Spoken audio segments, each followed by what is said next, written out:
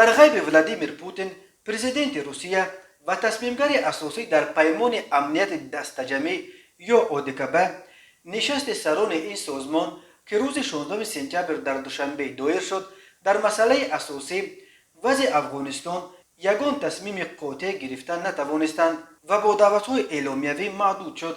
از جمله اهل نشست همه طرف‌های ضد دخل مناقشه افغانستان را به مذاکرات صلح دعوت کرده بار دیگر خواستار تیزانیدن قبول برنامه از سال 2013 به این سو در هوا همچنان معلق تحکیم مرز تاجیکستان و افغانستان شدند و تصمیم گرفتند که ماه بعد در تاجیکستان مشق‌های گسترده برپا کنند. اودکبه همچنین نقشه اعزام فوری نیروهای مشترک زودعملش و هیئت این نیروها را بررسی کرد. رئیس جمهور قرقیزستان صادر جباروف در نشست دوشنبه مسئله را باز به طرف خود توپ داده پیشنهاد کرد که برنامه عملی اودکبه در صورت حمله یک عضوش به قلمرو عضو دیگرش را تهیه کنند. منظور جباروف مناقشه خونین پایان ماه اپریل در مرز تاجیکستان و قرقیزستان بود که از دو طرف 55 کشته و حدود 240 زخمی به جا گذاشت و هر دو جانب تا کنون یکدیگر را در شروع آن نزاع عیبدار میکنند. پوتین همگی یک روز قبل از سفرش به دوشنبه ناگهان اعلان کرد که از بس که ده‌ها نفر از اطرافیانش گرفتار کرونا ویروس شدند او هم مجبور است که به کرانتین برود و از این رو در نشست‌های دوشنبه نه مستقیما بلکه با رژیم آنلاین اشتراک میکند چون که نمیخواهد به سلامتی رهبران دولت‌های دیگر خطر ایجاد کند. کرمل گفت که گویا چند نفر از آنهایی که معیشت زندگی پوتین را تامین میکردند مریض شدند ولی بسیاری ها در کرانتین پوتین گشت دیپلماتی را میبینند.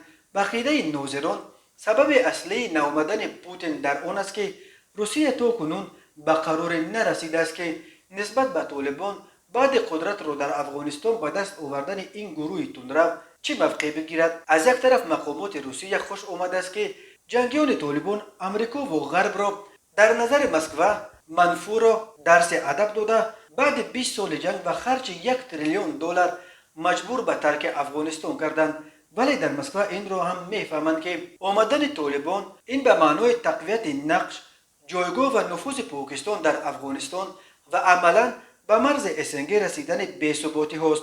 به فرق از روسیه و دیگر کشورهای منطقه که اکثر موقع انتظاری را پیش گرفتند و یا مثل وزیرهای خارجه روسیه سرگئی لاوروف یا رئیس جمهور قرقیزستان صادر جباروف پیشنهاد دارند که با طالبان تماس برقرار کنند و یا حتی پشت میز مذاکرات بشینند. تاجیکستان موقع صراحتا ضد طالبان را انتخاب کرده است. رئیس جمهور تاجیکستان امامعلی رحمان این موقعش را در نشست دوشنبه نیز تکرار کرد. امروز افغانستان در آستانه فلاکت بشری قرار دارد.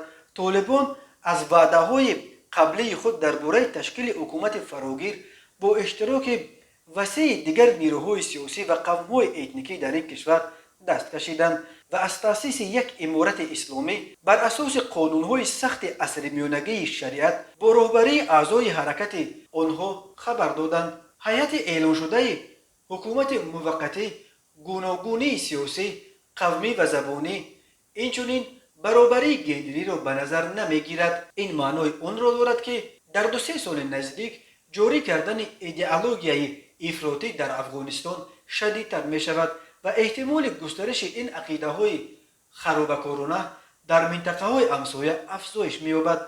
از خولگی حربی و سیاسی استفاده برده قوه‌های گوناگون تروریستی موقع‌های خود را در مملکت فعالانه مستحکم می کنند، گفت امامعلی رحمان.